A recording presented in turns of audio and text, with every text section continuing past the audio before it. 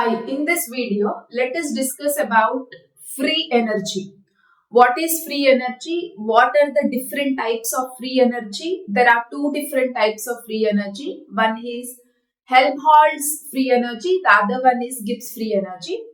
And we are also going to discuss the derivation of Helmholtz-Gibbs equation. Okay, so we are covering two types of free energies and we are covering derivation of Helmholtz-Gibbs equation, which is very simple. Okay, so what is a free energy? We supply energy for a process to happen. Say this is a system where you have the gas particles. It has got its own energy called U or enthalpy. Okay, so what is the difference between U and H? This also you need to understand here. U is nothing but internal energy, right? So internal energy is the total energy. So this internal energy is nothing but total energy of a system at constant volume. Okay, so you have to keep the volume of the content constant for considering internal energy. Okay, so it is the total energy of the system at constant volume. Whereas enthalpy is also total energy of the system only. It is also total energy or the total heat content. Total energy or the total heat content. Q means heat content of a system at constant pressure. Okay, so in chemistry, enthalpy is the most suitable term that we can consider for total energy, because most of our chemical reactions happen at constant pressure, not at constant volume, isn't it? So we do chemical reactions in chemical lab, where in the lab the pressure is constant, that is atmospheric pressure, that is 1 atm is constant, which is there inside the lab. So we conduct chemical reactions under constant pressure, but not at constant volume. So as far as chemistry concerned, enthalpy is the more suitable energy term that we can use to define total energy of a system or total heat content of a system. Okay. So you have U or you have H, whatever may be the total heat content that you represent. Only a part of energy is used to do a useful work. Okay. So what is free energy? It is that energy, okay, which is used to do a useful work. Okay, so whatever the main work that is there, that is happening within a system, for that some energy is required. So total energy, are we using it to do the entire work? No, only a part of energy that is required to do a useful work, that energy is called as free energy. Okay, so now this kind of free energy, that is the energy which is required, this is that minimum energy that is required to do a useful work, is there, no? So that free energy is of two types. So there is Helmholtz free energy. Helmholtz free energy is there. Okay, so which is indicated with the letter A, and the other one is Gibbs free energy. This you might have heard in your lower classes, right? So Gibbs free energy, which is denoted with capital letter G. So now we will see what is the difference between Helmholtz free energy and Gibbs free energy. Okay, see, Helmholtz free energy and Gibbs free energy. So this is the symbol that we use to represent them. Okay, so Helmholtz free energy is the free energy, okay, at constant volume. Free energy at constant volume. Whereas G is the free energy that is used to do a useful work at constant pressure. Okay, so most of the chemical reactions happen at constant pressure, no? So G is the suitable free energy term that we use it in chemistry. Okay, so there is an equation A is equal to, no need to derive this equation, just understand. So the equation for Helmholtz free energy is A is equal to U minus Ts. Okay, so where A is Helmholtz free energy and U is internal energy. So internal energy is the energy of a system at constant volume. No. So this is the free energy at constant volume. That's why internal energy is considered in the formula. And T is temperature. And we know S is equal to entropy. S is nothing but entropy. So this is the equation for Helmholtz free energy. Similarly, the equation for Gibbs free energy is G is equal to H minus Ts. Instead of U, what is coming here? H. That is enthalpy of a system we will use. Then T is same temperature, S is same entropy. Okay? Yes. So now, actually this, if you want to write the equation in terms of free energy change or Helmholtz free energy change, you can also write like this. Delta A is equal to, when this is changed, this we will write it as delta U minus T is constant, so delta S. And this, how do you write? Delta G is equal to delta H minus T delta S. So when you want to represent free energy in terms of free energy change, this is change in free energy if you want to talk about, then this is how we write the equation. Because free energy, this, everything is state function. So we discuss about the change. Okay, right? So change in free energy is written as delta G is equal to delta H minus T delta S. Okay. So to some extent, you know this, forget about delta A, because in chemistry we are not using Helmholtz free energy. Coming to the Gibbs free energy, you know this delta G value, this delta G value determines spontaneity of the reaction. Spontaneity of reaction, or this delta G determines feasibility or possibility of a reaction, right? Possibility of reaction.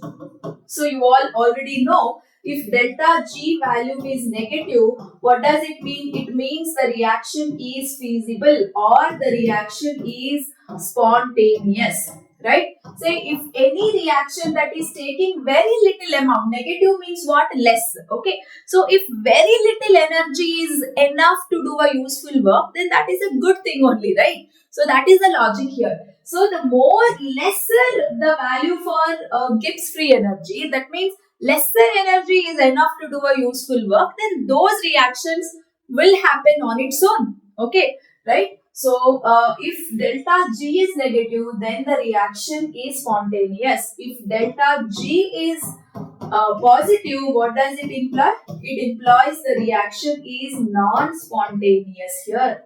Okay, yes. So when delta G is equal to 0, it implies the reaction, it signifies the reaction is in equilibrium. Okay, it will attain equilibrium condition. Okay, so that is all about the two types of free energy. One is Helmholtz free energy, the other one is Gibbs free energy. So now we will discuss the derivation of. Okay, so there is an equation called Helmholtz-Gibbs equation. So we are going to derive that. Derivation of Helmholtz-Gibbs equation. So what is the importance of this Helmholtz-Gibbs equation? It actually tells us how delta G varies with temperature. How delta G varies with temperature. This can actually be numerically calculated with the help of this equation. So let us derive that equation now. To understand this equation, you need to know certain formulas here. So the first formula is G is equal to H minus Ts. You already know it. It's a Gibbs equation. But Gibbs energy change, if you want to write in terms of change, then it is delta H minus T delta S. So this also you know it. And you should know enthalpy equation here. Okay, so enthalpy change is equal to delta U minus P delta V. Okay, see this is called as enthalpy equation. So here we did not study much about enthalpy, but enthalpy has got an equation. So this is called as enthalpy equation. And a formula for entropy. Okay, so you know entropy change is equal to Q divided by T, right? So this is the formula for entropy, guys. This is a formula for entropy change. So you need to know idea on all these formulas. These are the basic formulas, okay, which we are going to use in the derivation. That's why I have shown it here, okay. So you should know the formula for entropy, you should know enthalpy equation, and these are anyway you know they are the Gibbs equation. Gibbs equations. Okay, yes. So now we will start the derivation. So we know, okay, start like this. So the first step is we know G is equal to H minus Ts. Okay, G is equal to H minus Ts. And we also know H is equal to U minus PV. Okay, this is enthalpy equation. Okay, so this is equation 1 I will say, this is equation 2 I will say, and substitute equation 2 in 1. So that means in the place of H, I would be writing this. Okay, so in the place of H, I would be writing this. So what do I get? G is equal to U minus PV. In the place of H, I wrote U minus PV minus Ts. So this is my equation 3. Now differentiate this equation 3. Okay, so differentiating equation 3. What do you get? What do you write? If you apply differentiation for G, you will write dG. Okay, dG is equal to du minus. See, when you have product of two digits or two terms, what do? You will keep one term constant and the other term you will differentiate. So P into dV, and then you will keep the other term constant and P you will differentiate. So V constant and differentiate P. So maths people can understand better all of this, right? So now minus same thing. Again here product of two terms. I'll keep T constant and differentiate S. That is ds. Now I will keep S constant. I will differentiate T. So that is dt. Yes? Okay. So now here we have already studied that. See, du minus P dV. So in the previous page I have written du minus, that means change. Here it is a bigger change. Delta means bigger change. Small d means smaller change. Right? That's it. So change in internal energy minus P into change in volume is nothing but dH. Isn't it? Sorry, delta H. Yes. So here delta H can also be written as Q. Okay, Q at constant pressure is nothing but change in enthalpy. Okay, so instead of du minus P dV, I can also write as Q. Okay, because Q at constant pressure. Okay, Q minus V dV. And here, if you look at this, say I have shown you this formula. ds is equal to Q by T, isn't it? So here ds is equal to Q by T. So this is the formula for entropy change. So now this T I will bring it that side. You will get T ds is equal to Q. So instead of T ds, I will use Q. So minus Q minus S dt. So I simplified this just by substituting this whole term with Q, and TDS is Q. So plus Q minus Q, it gets cancelled. So what is left out? dG is equal to, okay, minus V dP minus S dt. Okay. So now at constant pressure, so I'll write the same thing in the next page. Okay. So what is that? S, right? Yes, dg. dg is equal to, what is that we got? We had got minus VdP minus SdT. Minus VdP minus SdT. So now, here all chemical processes takes place at constant pressure, right? So at constant pressure, P is equal to 0. So that means this P is equal to 0. When I put 0 here, the entire term becomes 0. So what remains is dg is equal to minus SdT I will get. Okay, now this dt I will bring this side. So dg by dt is equal to minus s. So very important. Okay. So now at initial condition, what I can write? dg1 by dt. Anyway, temperature constant. So just T is equal to minus S1. So at initial condition, my S becomes S1 and G becomes G1.